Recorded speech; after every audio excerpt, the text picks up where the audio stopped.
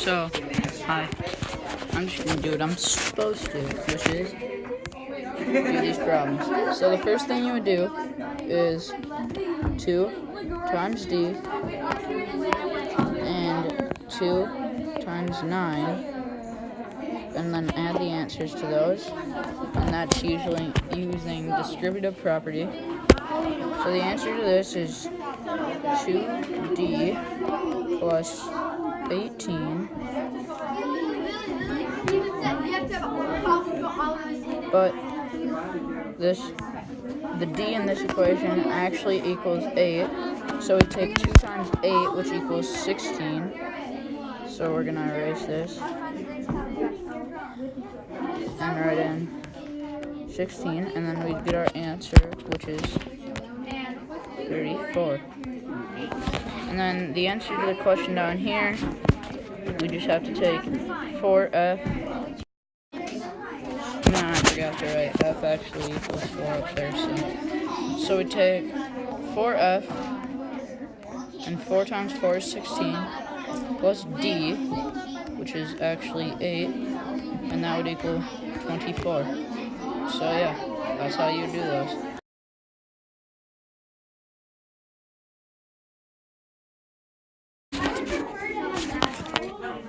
Okay, so on this one, what we're gonna do, since d equals 8, we're gonna take 8 times 8 pretty much, make that an 8, times 8, that equals 64,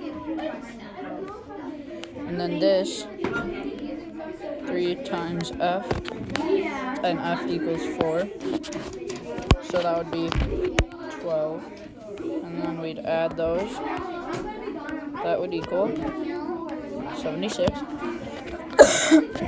and that's pretty much it for that one. So, okay, so on this one we have to find the next 3 numbers in each pattern. So what we're gonna do, you have to figure out how much it's going up by each time. So this time it goes up by 0.2, 0.2, 0.2, 0.2. So it probably goes up by 0.2, obviously. And then the next 3, 0.9 plus 0.2 equals 1.1, 1.1 plus 0.2, 1.3, so on, 1.5, and if we want to go further, 1.7. And then the next one down here is, what do all of these go up by? That goes down by 13, so we can either go down or up to figure that out. So that's 13, so 82 plus 13 is 95. 108 and 121, I think. And that's pretty much how you do it. Really easy. So what it says here on this is that we find the properties. If you don't know what properties are, it ain't my fault. You gotta go watch someone else, and not mine. I'm not gonna teach you what the properties are. So, for the first one, it's a plus b, and then it's a plus, in parentheses, b plus 7 equals a plus b in parentheses plus 7. This would actually be associative.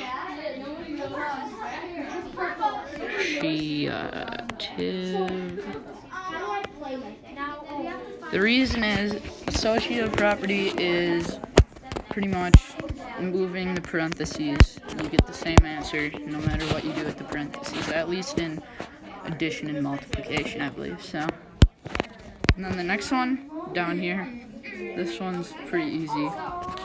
7 plus 8 equals 8 plus 7, which is, ding ding ding, commutative. Because commutative is pretty much, you can change around the order. 8 plus 7 equals 7 plus 8, 3 plus 4 equals 4 plus 3.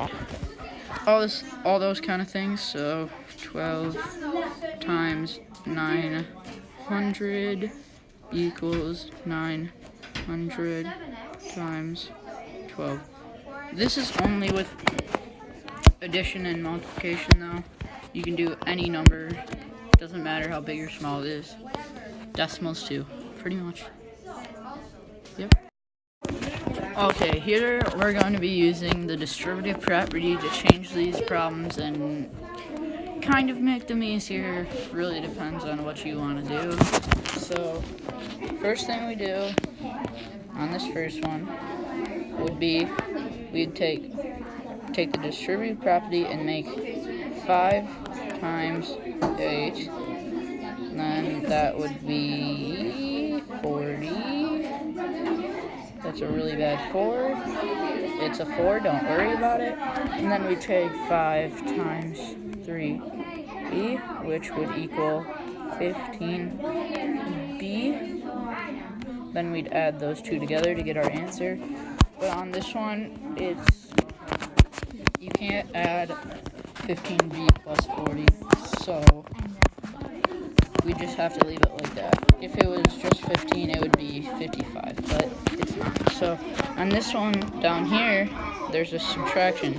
So when there's a subtraction one, the easiest way to go is probably just making that a plus and making that a negative, if you know how to multiply negatives and stuff like that.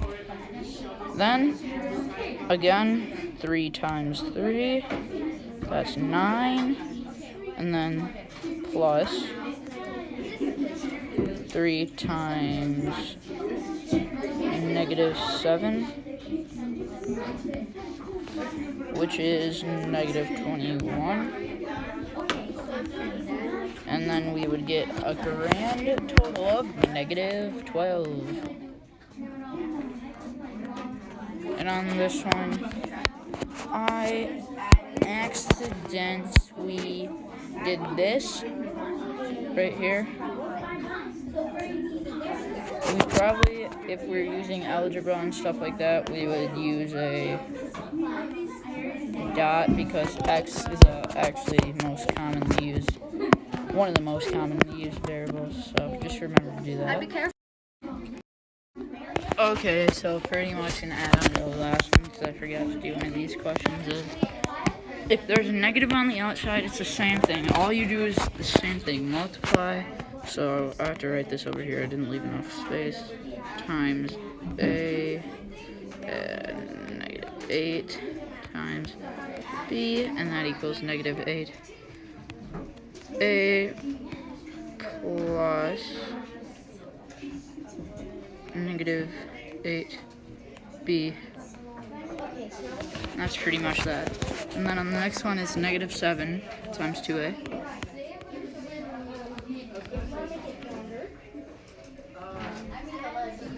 And that plus -7 times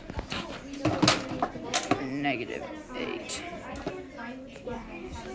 This down here actually be +56 plus -14a. And yes, pretty easy. Same. Okay, really easy. Pretty much the same thing, except this one has like terms, which are... You're about to find out. Oh, Alex, leave. So the first thing we would do here is 4x plus 8 plus 7x plus 3. So like terms, you'd have to separate the variables, so if they have the same variable at the end, stop, Alex, like 4x plus 7x, you'd add those instead of 4x plus 8. So 4x plus 7x plus 3 plus 8, and then that's 11, and then this is 11x. So that would be our answer, 11x plus 11. And the second one, I made it 3b plus 2a, and 13b plus 302a, which is a pretty big number. So we go 3b plus 13b, and then that 302A plus 2A. Had to squeeze that in there. And then we get 3B plus 13, 16B plus 304A. And then that's your answer. Really easy, like I said. Okay. So, what we're doing on this one is 8x plus 5 minus 4x plus 3. So like I said before, on these ones, we want to make this a plus.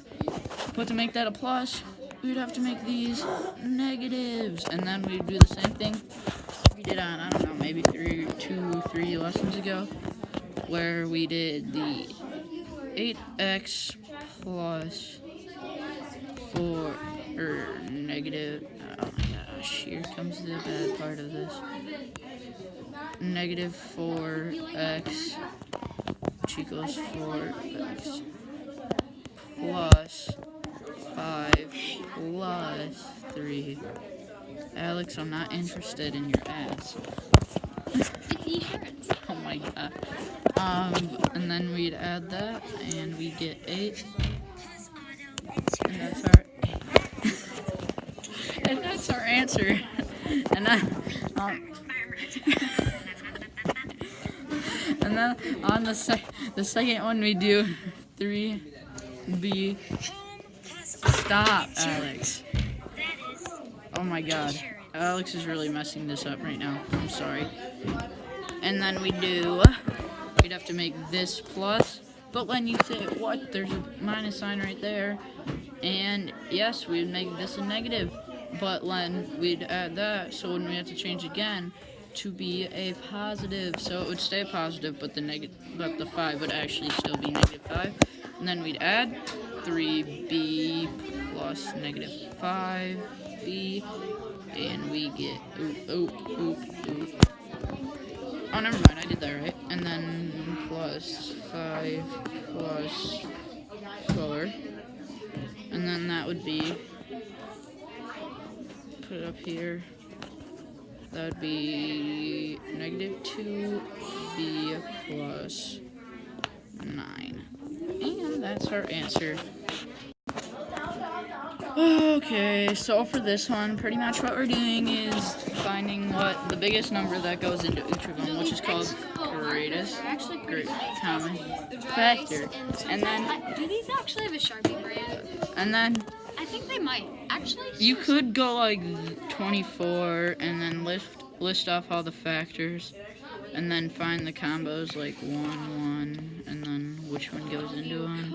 24 and 48. Alex, I really have a problem with you being here right now. 2, 12, 2, 24. So at this point, we probably already have found our greatest common factor, which is 24, because the highest number that goes into 24 is 24, and 24 goes into 48. Kind of a lot, not really. It's pretty easy, actually. And then our greatest common factor would be 24. Really quite easy, actually.